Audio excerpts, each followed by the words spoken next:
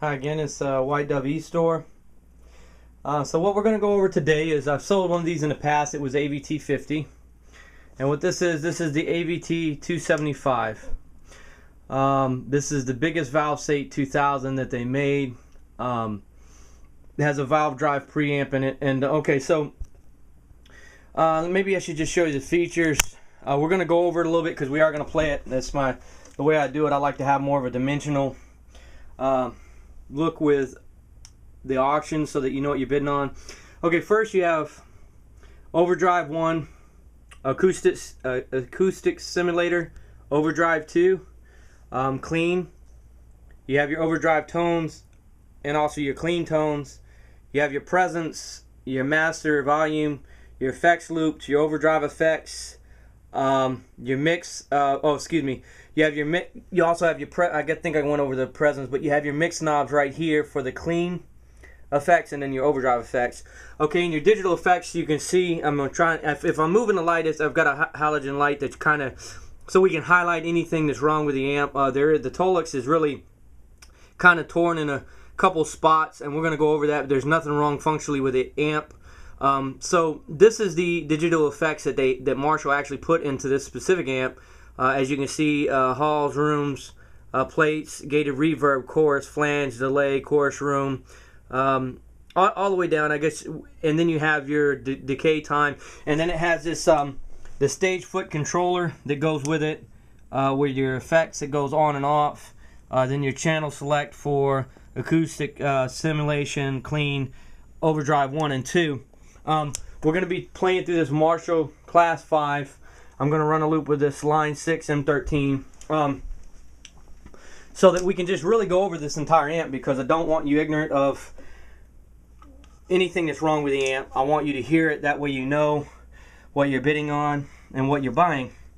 So as you can see, really on the top, there's really no tears that I can see. This is all original. Okay, so when you come down on the side though, this cabinet has not been repaired anywhere. I've seen a couple of these sold for like right at $300 with the cabinet broken in two and then repaired. This cabinet has not been broken, but the Tolix is just a little worn. As you can see here, it's tore off the left side. There's a little thing, I don't know if that was me or somebody else with a white paint. I have this this thing with amps. Every time I get around white paint, whether it's on a wall or whatever, I seem to put it on the amp. So as you can see, it's a little ripped on the right side here. Let's see, in that corner right there. Of course, everybody always says it doesn't affect the playability of the amp, and it doesn't. But the point of showing you this is so that you can know that as far as looks. Let me lay this right over so that I can get the bottom of this. Okay, so let's go over the bottom.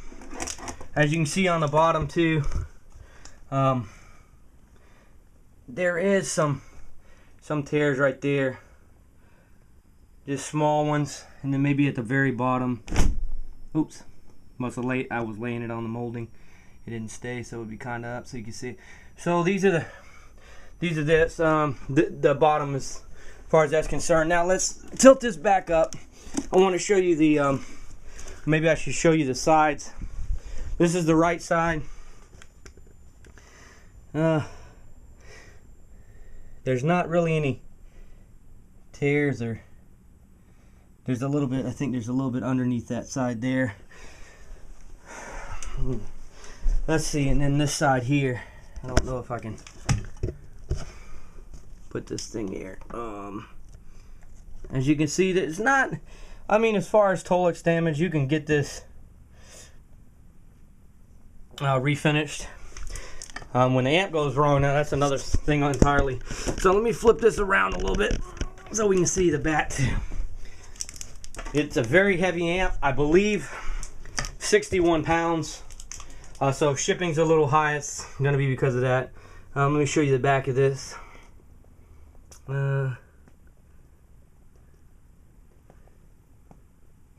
And maybe see what else I can do.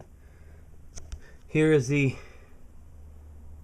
oh, pull out a little bit, the number M202 oh excuse me, M2002330569B. This is where the foot switch controller hooks in, the speakers. As you can see, let me see, I'm not trying to blind, I'm trying to really get the back of this with a light without blinding the camera so that you can see in detail. Okay, so here is the back. Little Tolix damage at the very bottom. So now on to my favorite. Well, let me show you this too. It's a little loose. It's just like I said, the Tolix is. Let me show you this too. This is the effects level.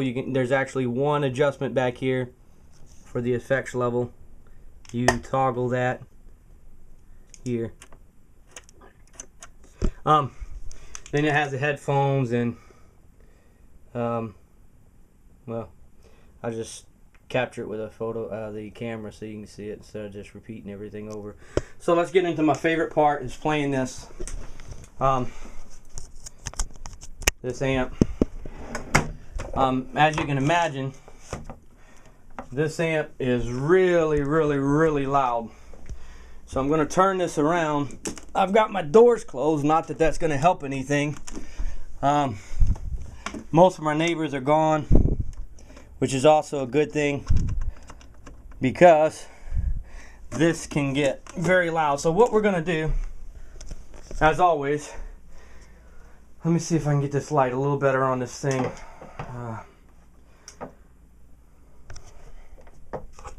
So that the light.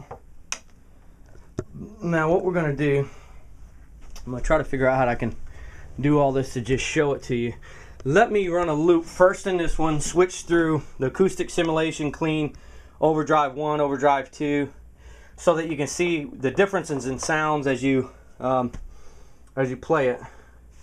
So let's do that. Let me set this camera up, flip that on, clean, overdrive. That's the acoustic simulation. Let's see here. If I can just, I'm gonna try for the most of the time just to stay out of the picture. Let's see. I'm gonna flip this over on clean without the effects. Let's take something in E minor real quick.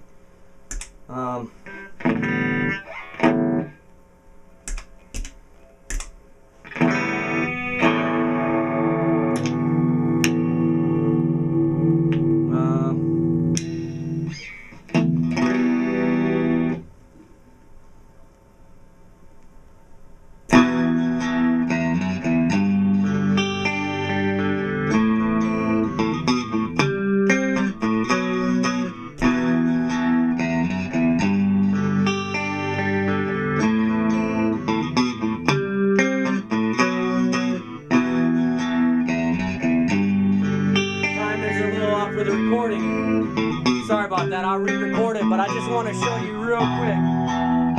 So this is acoustic simulation.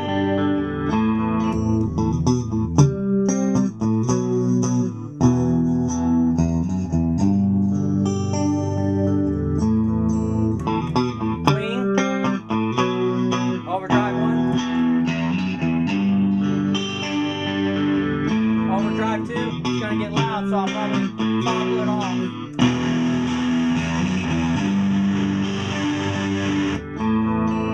And then of course the effects. I'll show you that real quick. I'll show you that real quick. What I'm going to do, I'm going to take this, plug it into this class 5, and we'll run a loop. We're going to run a loop and play with it a little bit. I'm going to come back to this. What I'm going to actually do is just plug right in and use the distortion for solo so that you can hear it yourself, you know. That's what I want to do.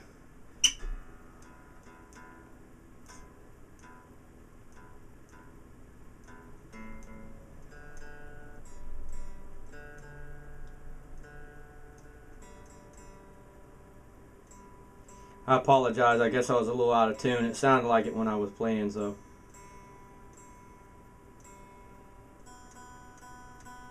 I'm actually playing through a single cut Paul Reed Smith coil split. It's a 10 top with bird inlays. Not a hardtail bridge. It's the tremolo bridge. So okay. So here we go. Let's try it again and see if I can't mess it up again. All right, here we go.